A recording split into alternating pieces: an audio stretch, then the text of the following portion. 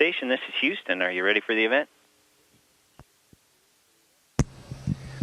Houston, station's with you. We are ready. CBS, this is Mission Control, Houston. Please call station for a voice check. Station, good morning. This is CBS News Radio. How do you hear me? Hello, CBS, loud and clear. Hey, guys, this is Bill Harwood in Florida. And, Mike, before we get started, I had a pressing question for you specifically, and that is, what's all this I hear about A&M going to the SEC? And what do you think about that? Hey, Bill, I think that's a done deal, and it sounds like a really good thing. I know the folks back home are very excited about it, so I look forward to seeing the changes. Well, you know, as an SEC guy myself, we're always glad to have a little break in the competition, so we welcome you aboard. On a more serious note, I know a lot of you guys have iPods on board, and I was wondering if you had any thoughts about the passing of Steve Jobs yesterday.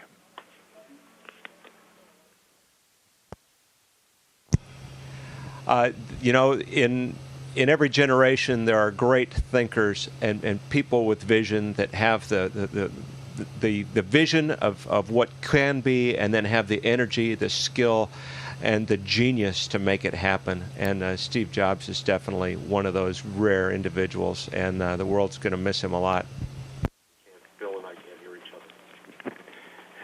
Guys, this is Peter King, also in Florida. I want to turn to the Progress accident and the reduced crew size over the past few weeks.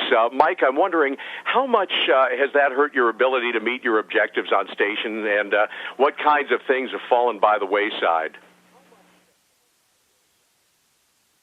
Hey, Peter, so far so good. We're going at full speed ahead up here. Satoshi and I are holding down the fort on the US OS side of the station. We're meeting our goals, actually exceeding our goals for science right now.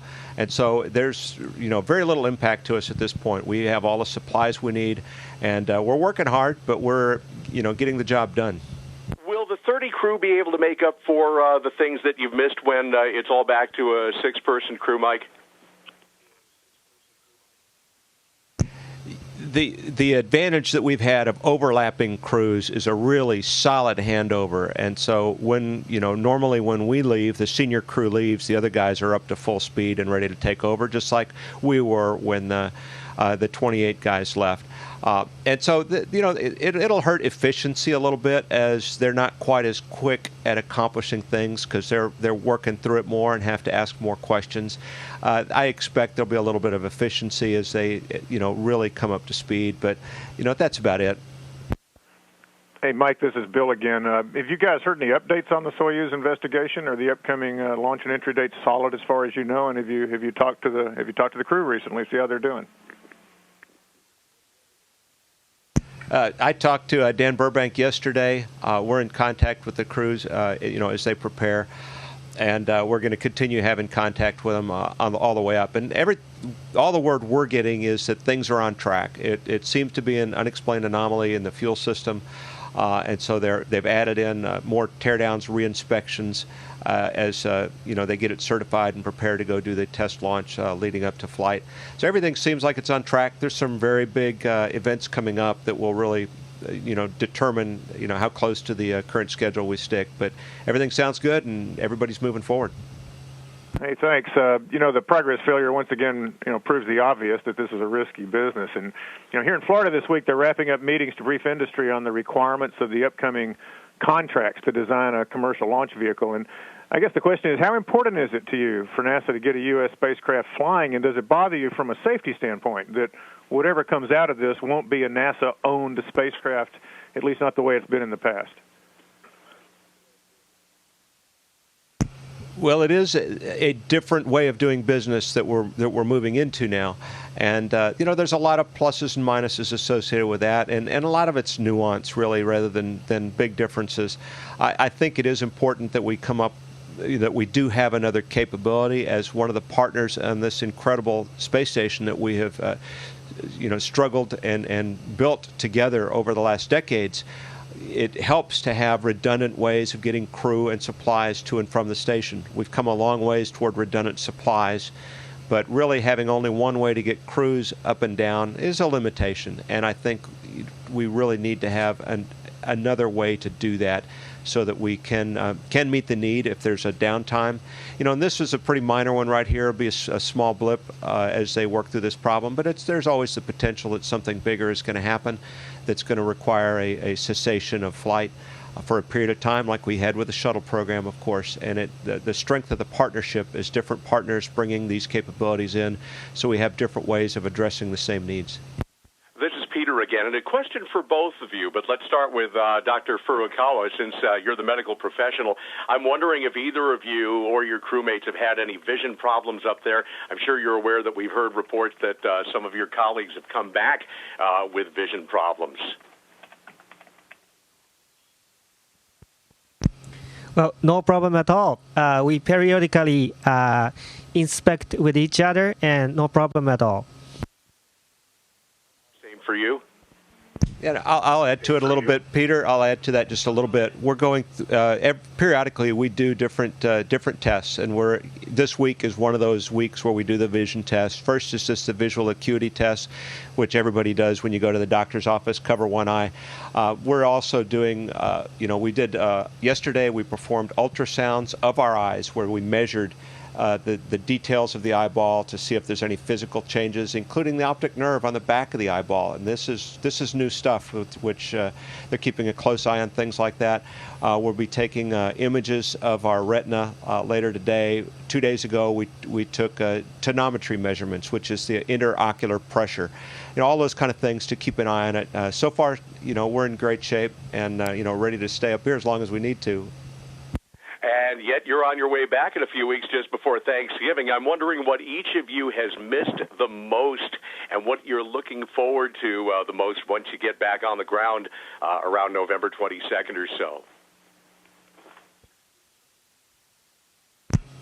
Well, I miss my family, friends, and coworkers, and looking forward to seeing them. And for me, it's really special to be home at Thanksgiving time. I've been on the road training in Russia for the last several years at Thanksgiving, so I look forward to spending Thanksgiving with my family for the first time in years. A whole lot. That'll be great. Hey, it's Bill again, Mike. Just to continue the earlier line of questioning, I was out at KSC a few days ago, and it's almost like a ghost town out there, at least in the wake of the shuttle program closing down. And I know you guys never like to talk politics, but this is a pretty rough time in the space business, and I guess I wonder, what's your message to the team on the ground? I mean, if this is a halftime pep talk, what would you say? Well, I'd say that we were very fortunate to have a shuttle program that lasted as long as it did. When you consider the development time and the life of the program, it was over 40 years. We had a great run. It's hard to come to grips with the fact that we don't have a flying spacecraft right now. For most of America, they've known us as a spacefaring nation who fly to space fairly routinely. We've had some accidents, there were some setbacks, but they've since people became aware of the world around them and the things that we do, they've known that we fly people into space. And so it's still an adjustment here to be in this period of time when we do not fly people into space right now, and we don't have a solid path ahead of us to put a U.S. capability on the pad for launching humans into space. And so it's kind of unsettling for all of us kids who grew up dreaming about the space business and cheering the space program, each launch, and now that we don't have that. And so it is a letdown. It's a letdown for each one of us personally. And it's as we adjust to how things are moving forward. I mean, the KSC team are amazing. That has been just a wonderful, incredible group of people that have been so dedicated to walk through there, and I know you've been there too, to walk through those hangars where they're taking care of their babies, and it's their space shuttles. When I was a rookie astronaut, I made the mistake of calling Discovery my shuttle or our shuttle, and one of those big guys down there kind of squared on me, and he says, "That's my shuttle. You're just borrowing it." So you betcha, that's exactly right.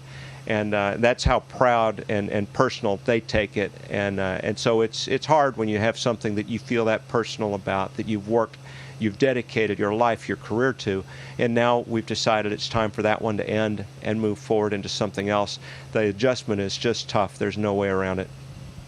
Yeah, it is, and I know you're an optimist, but you know NASA's an easy target when it comes to cutting the federal deficit and things like that. Are you at all worried about whether NASA's going to get the budget it needs to underwrite the commercial launch effort and in the bigger picture, the Space Launch System and the deep space program? Well, Bill, I think you have to be an optimist. There are a lot of tough problems. There's a lot of different ways to look at this, and the economic situation we're in, the budgets for the nation and really for the nations of the world. Everybody's going through a period of turmoil right now, and we have to, pay attention to the details and understand our priorities. I think space is worth it. I think that the payoffs that we get from this kind of an endeavor are worth the precious gold that we put into it. That it does generate a lot of benefits that aren't measured necessarily by having humans directly in space or even the science that we're doing here, today. But there's a whole lot of benefits in it from a lot of different angles, and I believe that we're going to find the way to continue keeping the resources going, to keep this facility going, and keep mankind's vision looking out, looking forward, and finding a way to make it happen. Mike, it's Peter again, and every reporter gets one frivolous question, so this is mine. I'm just curious because, we take for granted that we can switch back and forth on TV and radio between all the baseball playoff games and college football, all that this fall. I'm wondering if you're able to follow any of this stuff in real time, including the playoffs and your Aggies. Mostly, I'm keeping track of the Aggies. I get real-time updates from the games via Twitter. There's a lot of people out there sending information, and that's my fastest real-time way to keep up with the scores and cheer along. My family's been at the games, and so I've talked to them, and they actually are shipping the games up to me or highlights to me a day or two after the game, so I get to cheer along a little later while I'm exercising or something like that. So that's one of the diversions, one of the things you do to keep track of home and just feel like you're human. All right. Well, Mike and Satoshi, thank you both so much. Have a great rest of the mission. We'll see you when you get back.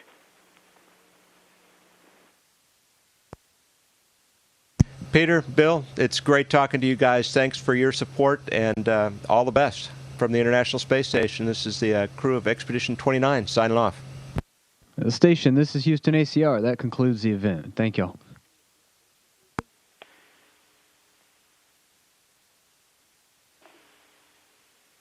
Thank you, CBS News Station. Please stand by while we reconfigure video and audio communications.